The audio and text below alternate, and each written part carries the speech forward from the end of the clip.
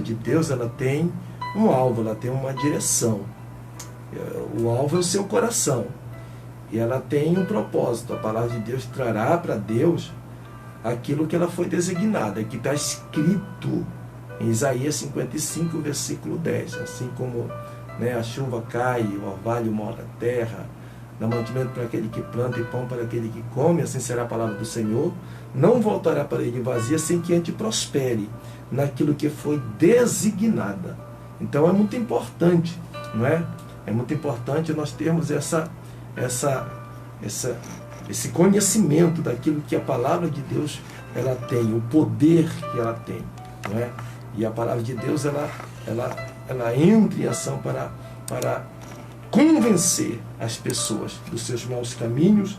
Claro, quando nós a recebemos com alegria a palavra de Deus, há uma mudança, tudo muda, né? Tudo muda. Olha só, nós estamos ao vivo também agora através da internet, não é? E você pode nos assistir aí pelo Face, no Face, né, do pastor Benedito Franco. Então você pode nos assistir ao vivo agora.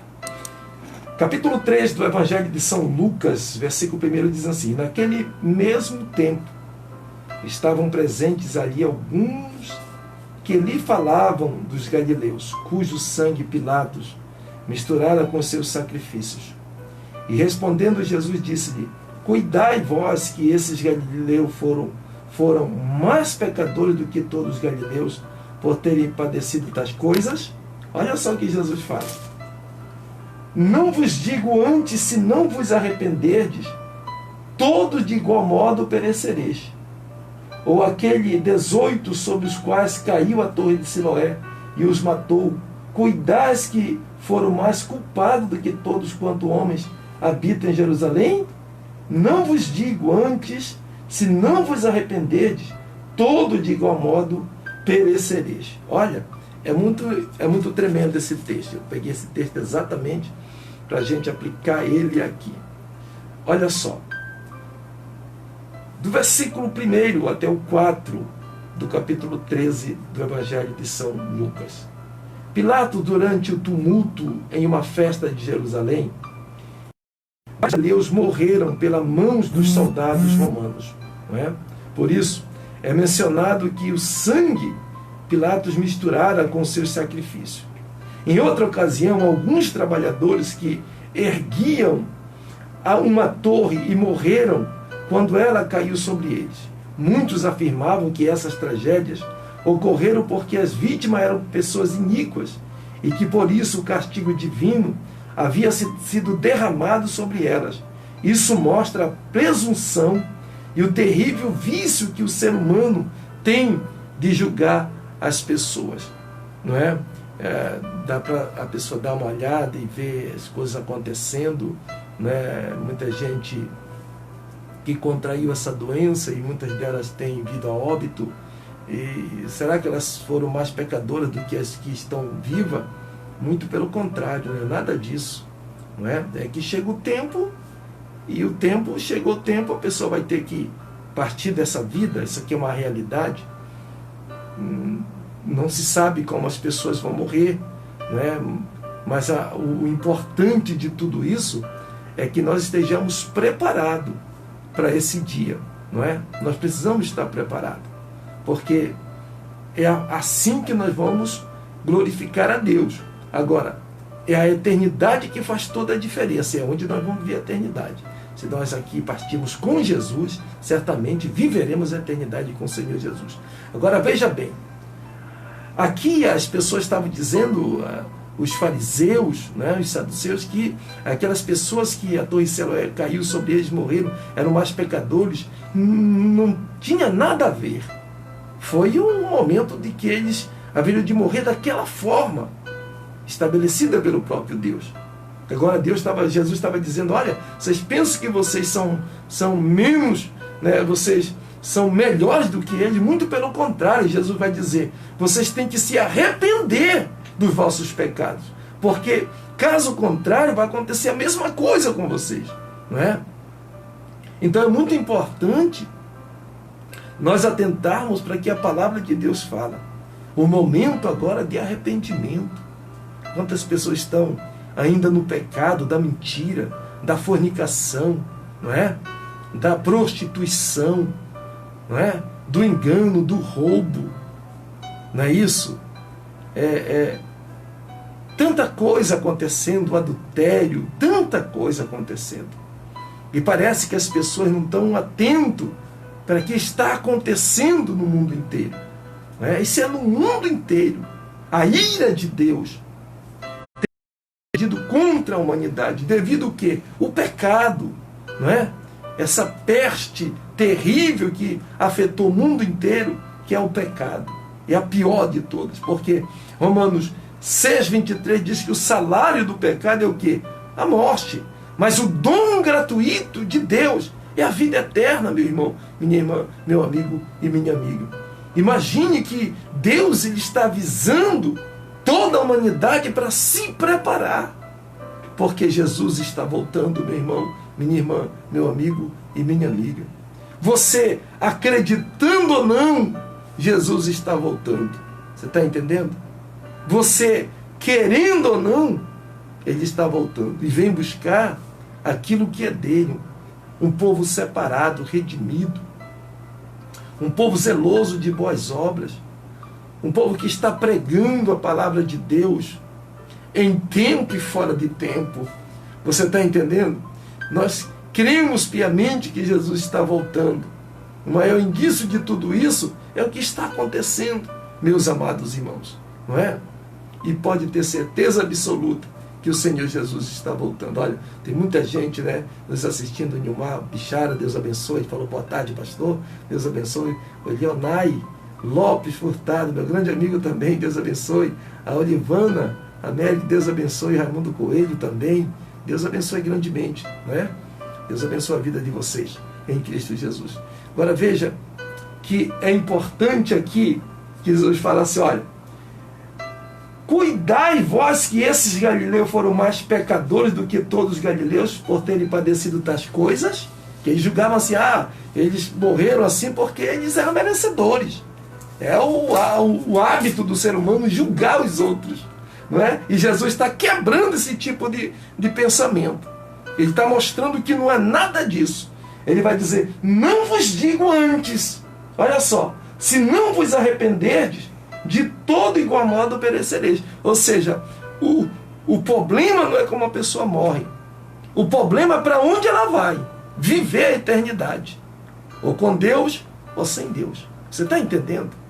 O problema não é o morrer. O problema é onde vai viver a eternidade, meu amigo, meu irmão, minha irmã. Você está entendendo? É onde vai viver a eternidade. Olha, dando um grande abraço também a Ângela Calda, Deus abençoe, e a Keila Lobato também, né? Boa tarde, Pai do Senhor Jesus, mande um alô para minha mãe, Maria Francisca. Manda um alô para Socorro, mãe do Celso. A irmã Socorro, a mãe do meu grande amigo Celso, lá em Belém, está ligada no programa, ela não perde um só programa, Deus abençoe grandemente em nome do Senhor Jesus. A Olivana América, ela diz assim, que Deus abençoe o Senhor, pastor, amo sua família, Deus sabe, nós amamos também você, Deus abençoe poderosamente. Irmão Ossi, um grande abraço, está ao vivo também, nos assistindo, Deus abençoe grandemente. A Vandeleia também, Leite, Deus abençoe. Então, veja só, meu irmão, minha irmã, meu amigo, minha amiga, que é importante. Então, Jesus está dizendo assim, se não vos arrepender, o arrependimento não se constitui só em palavras, mas de gestos, ações, não é? E propósitos se coloca na nossa vida. Quando eu falo disso aqui, que Deus ele enviou Jonas para trazer a palavra para a cidade de Nínive, e o rei, quando ele ouviu a palavra de Deus, ele tomou uma atitude muito maravilhosa, que era para os nossos gestores, né, a nossa liderança, tomar essa decisão. Que é para Deus ter misericórdia, perdoar os nossos pecados e apaziguar tudo isso. Porque é importante, porque na Bíblia Sagrada a gente vai ver, quando Deus assim puniu a humanidade, você vai ver que as pessoas, as lideranças tomaram uma atitude louvável, meu Deus do céu. Você está entendendo? Eles não procuraram se beneficiar em cima disso, da desgraça alheia, muito pelo contrário. Eles se arrependeram. Glória! Eles fizeram a diferença. Você entende, meu irmão, minha irmã? Eles fizeram a diferença. Eles se arrependeram. Aqui, Jesus lhe adverte os fariseus, os doutores da lei, os religiosos da época, dizendo: se vocês pensam que os galileus, quando a torre de Siloé caiu sobre eles, e que eles foram mais pecadores do que vocês estão enganados. Mas ele disse: se vocês não se arrependerem, também perecereis de igual modo. O que Jesus está dizendo é que, de fato, é dada a oportunidade para se arrepender. É o que a palavra de Deus diz, 2 Crônicas, capítulo 7, versículo 14. Olha só o que Deus fala conosco. Se meu povo, que se chama pelo meu nome, se humilhar, é um reconhecimento que nada nós somos, que somos dependentes de Deus, que necessitamos da infinita misericórdia do nosso Deus, que precisamos com urgência que o Senhor venha e tenha misericórdia e tire todo esse mal de sobre nós. Então, os requisitos que Deus exige que venhamos cumprir para que Ele venha todo esse mal é: se meu povo que se chama pelo meu nome, nós que conhecemos a verdade, nós que pregamos o Evangelho, nós que falamos desse Deus tão poderoso, se humilhar, é um ato de reconhecimento da nossa pequenez diante de Deus, que nada somos e Ele tudo pode. Você vai ver que Ele vai fazer toda a diferença. Você vai ver que quando nós nos humilhamos de verdade, nessa humilhação doentia como a gente vê por aí, da pessoa tentando se mostrar, tirando foto, batendo selfie, estendendo a mão. Isso é hipocrisia. Deus quer verdadeiramente um coração aquebrantado, arrependido dos seus maus caminhos. E se meu povo que se chama pelo meu nome se humilhar, orar, é oração. Não é esse 2 minutinhos de oração. É o aquebrantamento de coração. É arrepender-se dos nossos pecados, para Deus ter misericórdia de nós e nos abençoar. Orar, buscar a minha face, essa busca incessante até que possamos encontrar, e quando encontrarmos a presença, nessa busca tem um benefício. Então os meus ouvidos serão, e diz, e se arrepender dos seus maus caminhos, né? O arrependimento sincero, que verdadeiramente nós temos pecado diante de Deus. Lembra de quando estava liberado para se adorar a Deus, você tinha maior liberdade para adorar a Deus. Lembra que ia cantar aquele cântico melancólico, não é? É sempre uma desculpa que não podia porque estava com garganta inflamada, uma coisa assim parecida. Dava oportunidade para se pregar, aquela pregação melancólica, doentia, para massagear ego de cristão. Então, é a hora da igreja liderança se posicionar, lideranças eclesiásticas se posicionar, porque não foi Deus que confinou a gente nisso. Está na hora de nós buscarmos no lugar que Ele colocou para se buscar, e então o céu se abrirá e o nome do Senhor será glorificado. Amandarabacantarabasúria. O nome do Senhor será glorificado, porque Ele tem o poder e o domínio, Ele tem o controle de tudo. É Deus que está fazendo isso, e só Ele pode terminar com tudo isso. Mas nós precisamos fazer a nossa parte. Nós precisamos fazer a nossa parte. E Jesus fala aqui, finalizando, Ele diz: ou aqueles 18 sobre os quais caíram a torre de Siloé e um ator. Cuidar mais culpado do que todos quantos os homens habitam em Jerusalém. Ele está dizendo, você pensa que eles foram mais culpados que todos? Muito pelo contrário. Não vos digo antes, se não vos arrependerdes de todos, de igual modo perecereis. Olha só, é muito importante isso aqui. O pensamento de atribuir a Deus todas as tragédias da humanidade tem se perpetuado. Afinal, por quantos acidentes e mortes prematuras ele tem recebido a culpa? Olha só, por quantos, né? Mesmo sem ter nenhuma participação, o Senhor reprova essa maneira, né, de pensar, pois ele não tem prazer na morte de ninguém.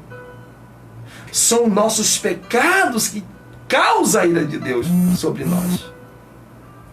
É aquilo que praticamos e não pedimos perdão a Ele.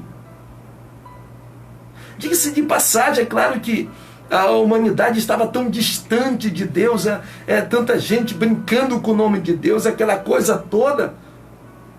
E a Bíblia é muito clara e é objetiva, é o que está escrito no capítulo 6, versículo 7 de Gálatas: não erreis, porque de Deus não se zomba, porque tudo que o homem plantar, isso também lhe ceifará. Está escrito.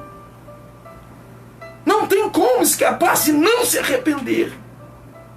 Mas o nosso Deus é bom, Ele espera que essa atitude seja tomada por nós que conhecemos a verdade. Você está entendendo? E através do arrependimento, a gente abandona o que praticávamos de errado e o nome do Senhor é glorificado, a mão dele é estendida e tudo será resolvido e o nome do Senhor é glorificado. Que possamos orar, que possamos buscar cada vez mais o Senhor e nos arrependermos dos nossos maus caminhos, para que a seu tempo o Senhor venha e faça maravilha no nosso meio. No nome santo do Senhor Jesus. Vamos começar a orar. Vamos apregoar um jejum. Vamos jejuar mesmo para valer. Passar o dia inteiro na presença de Deus. E então o Senhor nos perdoará e sarará a terra. Fique com essa palavra, meu irmão, minha irmã, meu amigo, minha amiga. Tá bom? Que a graça do Senhor superabunde na nossa vida. Quero mandar um grande abraço para o pastor Cid Vieira. É lá de Tucuruí, um grande amigo meu. Teve um prazer de conhecer. Ele já esteve pregando na nossa congregação lá no Merajuba. Deus abençoe, pastor Cid. Um grande abraço, é um grande amigo nosso. Deus abençoe. Tá bom? Fique na paz de Deus. Que a graça do Senhor superabunde na sua vida tremendamente em o nome de Jesus Cristo.